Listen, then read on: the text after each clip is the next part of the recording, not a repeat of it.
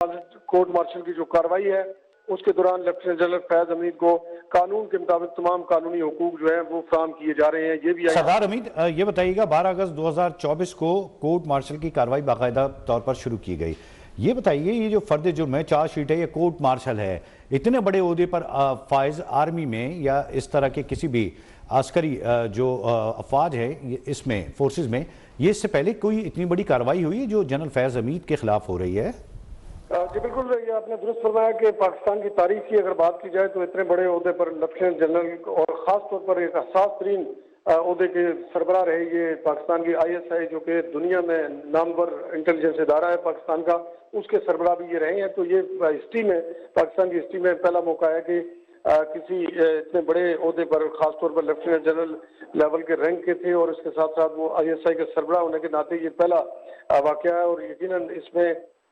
जो फौज के अंदर जो एक इंतखाब का निज़ाम है कोर्ट मार्शल का, इससे पहले भी मुतअद्दिद अफसरान के होते रहे, लेकिन ये जो फैज हमीद वाला कोर्ट मार्शल है या उसकी कार्रवाई शुरू कर दी गई है और उन पर चार्जशीट किया गया है, ये एक बड़ा पाकिस्तान का हिस्टोरिकल जो केस है उसके अंदर किया गया है। और खास तौर पर उन पे जो चार्जेस है वो सियासी सरगर्मियों में मुलविस होने के हैं, यानी वो एक जमात को खास तौर पर सपोर्ट करते रहे या उसकी जो सरगर्मियां हैं उसमें शामिल रहे। इसके साथ साथ 9 मई के वाकयात जिसमें यकीनन एक सियासी जमात भी मुलविस होने के उसके भी ऊपर भी कार्रवाइयां जारी हैं, तो उसमें भी इनको नामजद किया गया है। और सरदार अब्दुल हमीद हमारे साथ मौजूद रहिए। ब्यूरो चीफ इस्लामाबाद काशिफ रफीक ने भी हमें ज्वाइन किया है। काशिफ रफीक, ये पहली मरतबा जैसे सरदार अब्दुल हमीद भी कह रहे हैं कि इतने बड़े रैंक के अफसर के खिलाफ कोर्ट मार्शल की कार्रवाई हो रही है, इसके खिलाफ भी जनरल कोर्ट मार्शल का अगला मरहला भी होगा, चार्जेस बहुत बड़े बड़े हैं, लेकिन क्या ये बात ये साबित नहीं करती कि फौज न्यूट्रल है, अनबाइस्ड है और ये तमाम तर कार्रवाइयां जो की जा रही हैं वो सिर्फ कौमी मफाद में की जा रही हैं?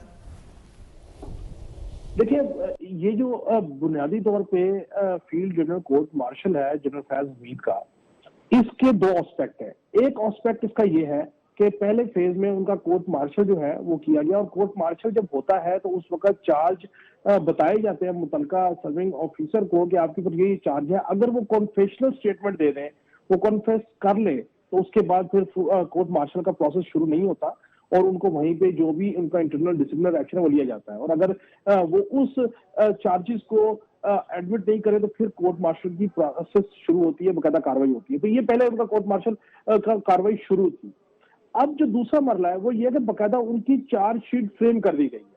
अब जो चार्जशीट फ्रेम की गई है उसमें ये बताया गया है कि उनको जो चार्जशीट फ्राहम की गई है उसमें क्या क्या चार्जेस लगाए गए हैं। उसमें इख्तियारात से तजावुज करना, उसमें पुरतशद्दुद वाकयात में मुलविस होना, उसमें सियासी मामलात में मुलविस होना, उसमें जो 9 मई के वाकयात है उनको किसी ना किसी तरीके से उसमें मुलविस होना या उसके साथ कोई उनकी साजबाज होना, प्लानिंग हो सकती है, सहूलतकारी हो सकती है, उनके एमा के ऊपर कोई और चीज हो सकती है। ये सारी चीजें भी उस चार्जशीट का हिस्सा है।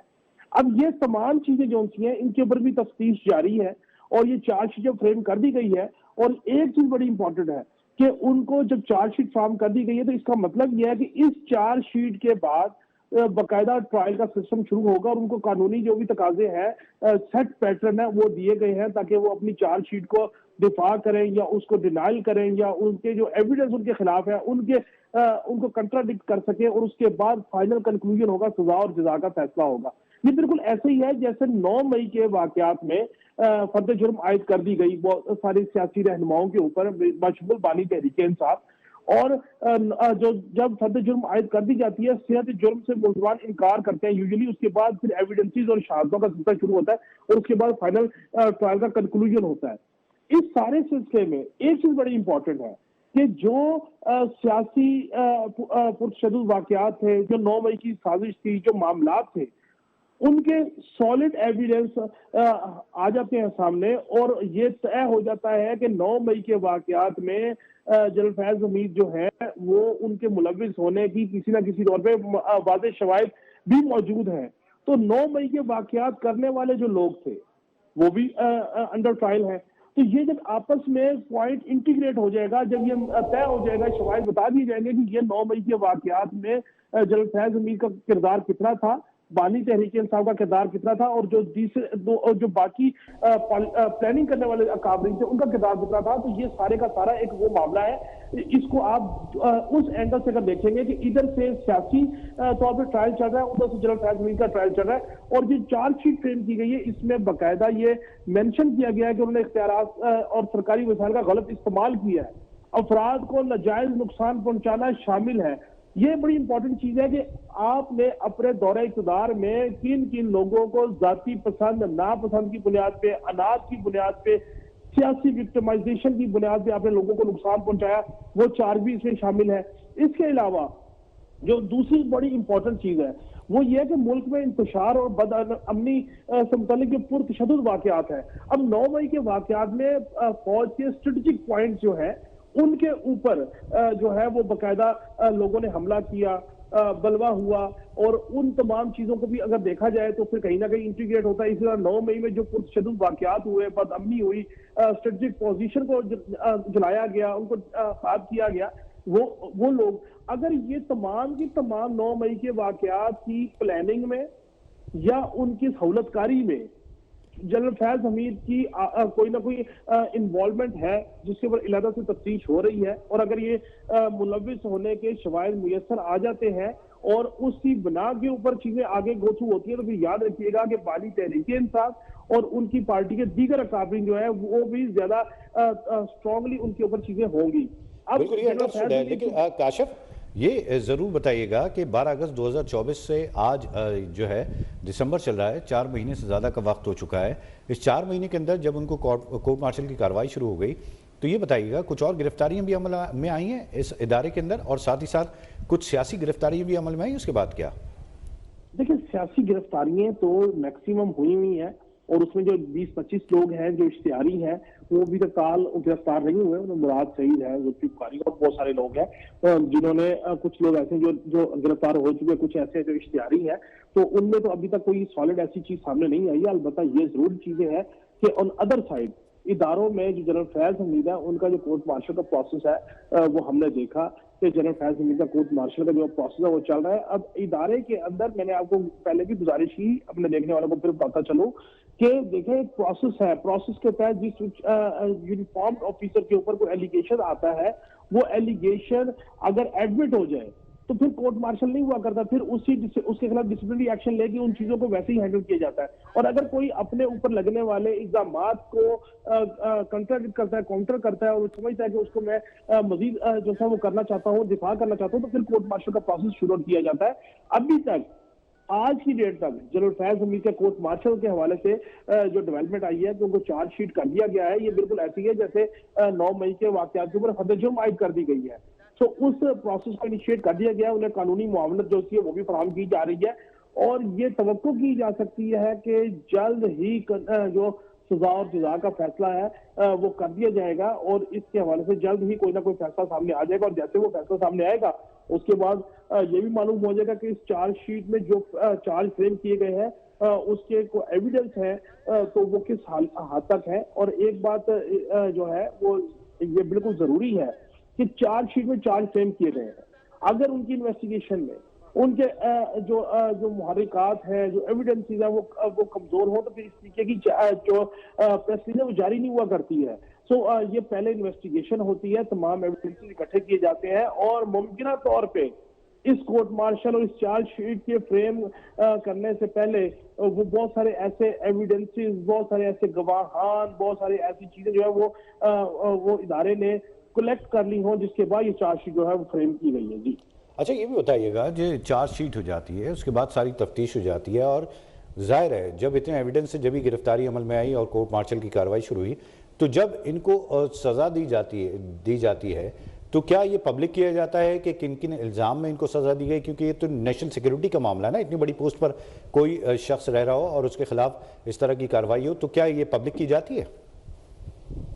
देखिए, बुनियादी तौर पे जब ये इस तरह का मामला होता है तो जिस तरीके से ISPR से पहले एक प्रेस रिलीज जारी की गई कि कोर्ट मार्शल का प्रोसेस शुरू कर दिया गया, उसके बाद एक और अब ये प्रेस रिलीज जारी की गई है कि उनके ऊपर चार्जशीट जो है वो फ्रेम कर दी गई है और उनमें ये इल्जामात है। अब यूजुअली ये होता है कि जो चार्जशीट फ्रेम की जाती है तो उस चार्जशीट को मुल्जमान जो है उसकी सेहत जुर्म से इनकार करते हैं, तो उसके बाद जो प्रोसिक्यूशन होता है उसने अपने एविडेंस देने होते हैं, मुल्जमान ने अपने दिफा के एविडेंस देने होते हैं, तो उसके बाद ही जज जो है वो फाइनल कंक्लूजन पे जाता है। ये बिल्कुल जिस वक्त ये फैसला हो जाएगा, ये सारा ट्रायल कंक्लूड हो जाएगा, तो उसके बाद बाज़ाब्ता तौर पे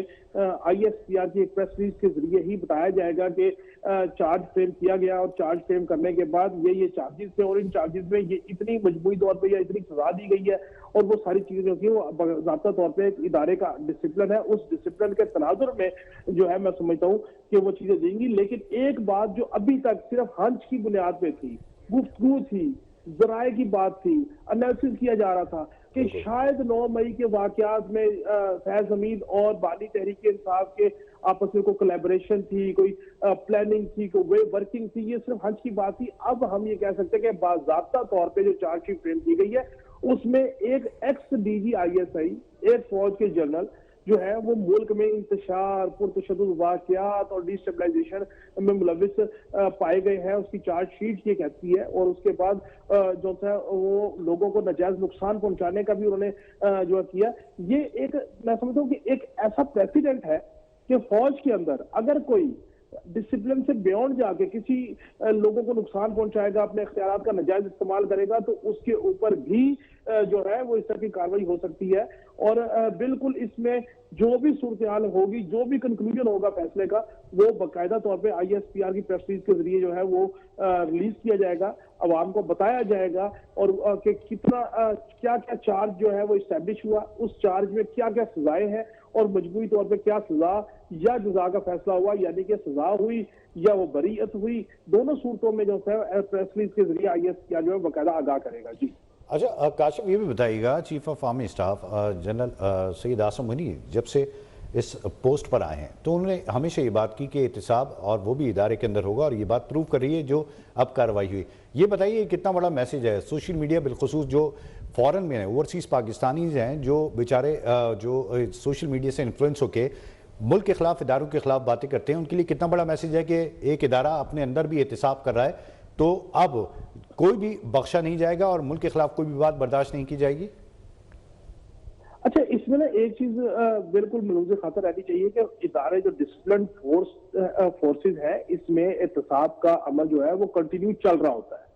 अब वो कोई ऐसा होता है कि जो छोटे मोटे डिसिप्लिनरी एक्शन है, कोई सजा है, कोई चीजें हैं, उनको वो पब्लिश इसलिए नहीं करते कि वो एक इस तरह उनको ऊपर इम्पैक्ट एक जाता है। लेकिन ये चूंकि एक सीवियर मामला हुआ, इस हद तक सीवियर मामला हुआ कि एक सियासी जमात के लोगों को उकसा के प्लान करके एक स्ट्रेटेजिक फोर्स से लड़ाने की कोशिश की गई मजमूम मकासद के लिए, एक किस्म की सॉर्ट ऑफ बगावत का एलिमेंट सामने आना शुरू हो गया था। सो इस सारे मामले के ऊपर उससे पहले भी जनरल फैज हमीद के ऊपर सर्विलेंस थी, चीजें थी और वो मुसलसल इस बात पे इंस्टिगेट कर रहे थे, इस बात पे प्लानिंग कर रहे थे, चीजों को मनूवर कर रहे थे, जिसकी वजह से मैं समझता हूँ मेरे जराए का ये कहना है कि उनको ऑफ द रिकॉर्ड जाके समझाया भी गया, बताया भी गया कि आप इस तरह की एक्टिविटी मत कीजिए। लेकिन वो शायद इस मामले पे कंसिस्ट है कि वो अपनी एक पावर और एक राइट को एक्सरसाइज कर रहे थे, शायद उनको कोई गुस्सा होगा, कोई मामला होगा। अब जहां तक बात है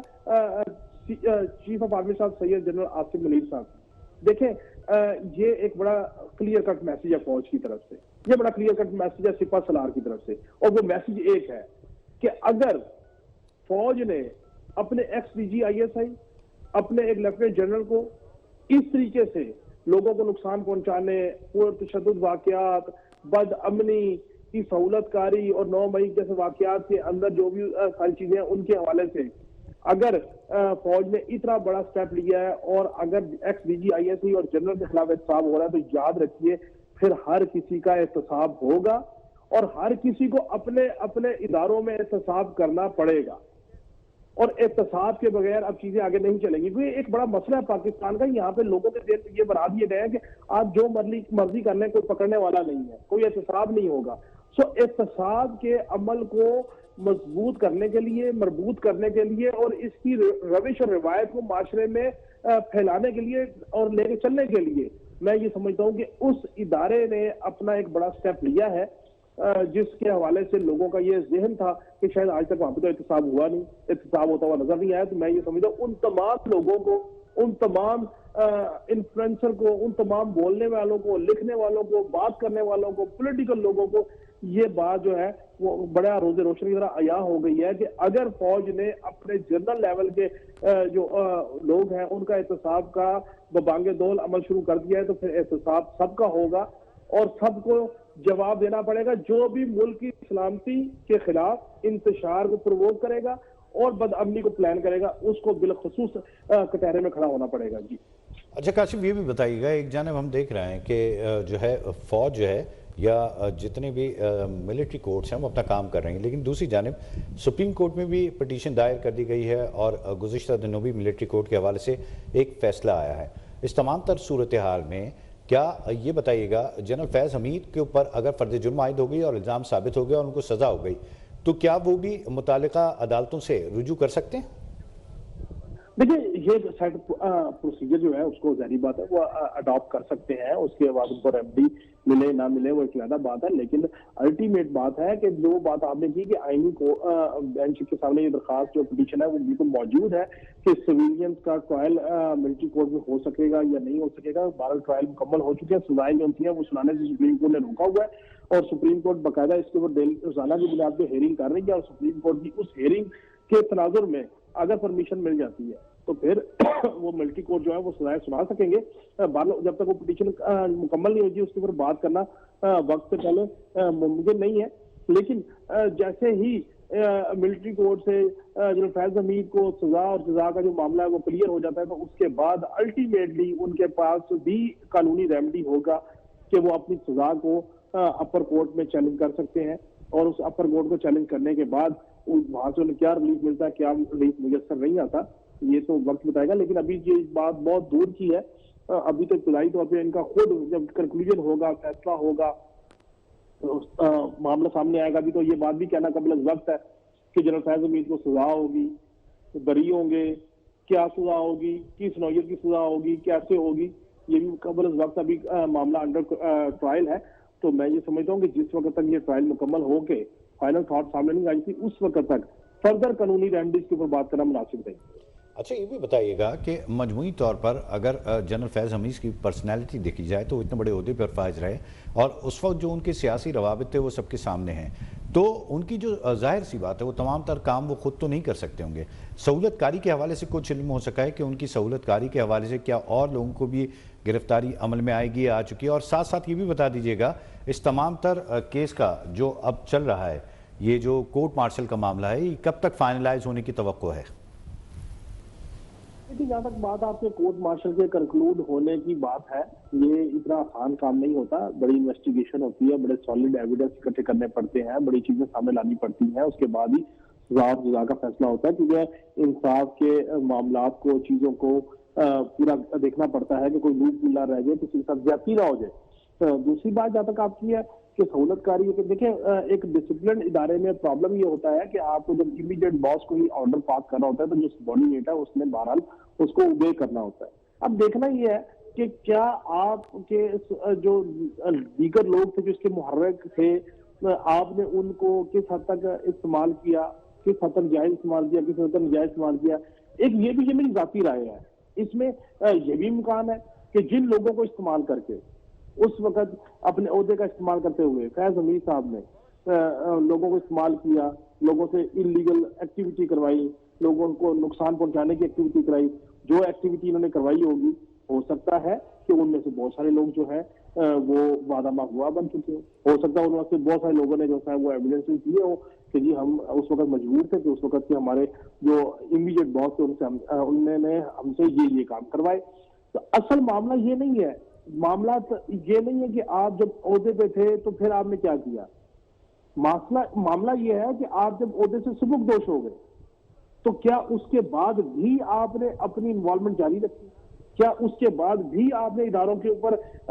जो बलवा हुआ 9 मई का, क्या उसमें आपने सहूलतकारी की, क्या उसके बाद भी आप जो है स्ट्रेटेजी पोजीशन पे रहे, क्या उसके बाद भी आप चीजों को मैनेज और मनूवर करते रहे? क्यों? असल मामला ये है, 2 अलग पार्ट्स हैं कि आपने एक तो मुल्क के तहफ़्फ़ुज़ के लिए, मुल्क की बेहतरी के लिए, मुल्क की हिफाजत के लिए आपने इक़दामात उठाए, वेल एंड गुड, शाबाश है, उसके ऊपर कोई बात नहीं कर रहा। लेकिन अगर आपने एक एक्स DGISI होते हुए, आपने एक रिटायर्ड जनरल के होते हुए, आपने अगर मुल्क के अंदर इंतशार को बढ़ावा दिया, पुरतशद्दुद वाक़यात को बढ़ावा दिया, आपने सियासी गिरोह की पुष्टपनाही की, आपने सियासी गिरोह के साथ मिलकर जो है वो डिस्टेबलाइजेशन की कोशिश की, तो ये एक ऐसा क्राइम है कि अगर हम ये कहते हैं कि 9 मई में काम के खिलाफ चलने वाले सियासी गिरोह जो है या सियासी जमात के जो लोग हैं, उन्होंने मुल्क के इदारों पे अटैक किया, बगावत की, मुल्क और फौज, अवाम और फौज को लगाने की कोशिश की, एक बड़ी नाकाबिले बर्दाश्त अमल है। अगर हमने ये किया, अगर हम इस आर्गूमेंट में स्टैंड कर रहे हैं, तो फिर अगर उसकी सहूलतकारी इदारे के अंदर से उसके एक्स जनरल जो है वो दे रहे हैं, तो फिर वो भी उतने ही गुनाहगार हैं। सो इन दोनों